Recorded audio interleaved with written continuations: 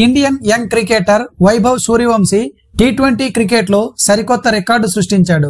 అతి చిన్న వయసులో 35 కంటే తక్కువ బంతుల్లో 2 సార్లు సెంచరీ బాదిన ఏకైక ఆటగాడిగా వైభవ్ సూర్యవంశీ రికార్డులకు ఎక్కాడు. ACC men's Asia cup rising stars 2025 tournament లో భాగంగా యుఏఈతో మ్యాచ్ లో వైభవ్ సూర్యవంశీ ఆకాశమే హద్దులుగా చెలరేగిపోయి ఆడాడు.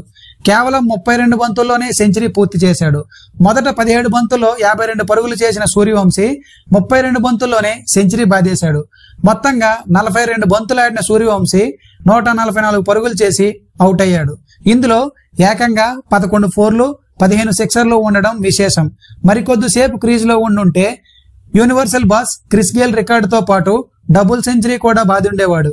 ఐపీఎల్లో రాజస్థాన్ రాయల్స్ పై 35 బంతుల్లో సెంచరీ చేసిన వైభవ్ సూర్యవంశీ ఇప్పుడు ఈ రోజు జరిగిన మ్యాచ్ లో కేవలం 32 బంతుల్లోనే సెంచరీ చేసి తన రికార్డును తానే బదలగొట్టాడు.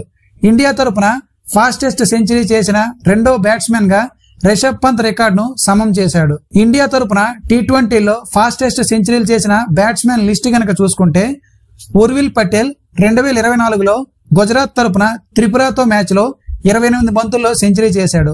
అభిషేక్ శర్మ 2024లో పంజాబ్ తరపున మేఘాలయపై 28 బంతుల్లో సెంచరీ చేశాడు. రిషబ్ పంత్ 2018లో ఢిల్లీ తరపున హిమాచల్ ప్రదేశ్ పై 32 బంతుల్లో సెంచరీ చేశాడు. వైభవ్ సూర్యవంశీ ఈ రోజు జరిగిన మ్యాచ్ లో భారత్ తరపున యుఏఈ పై 32 బంతుల్లో సెంచరీ చేశాడు.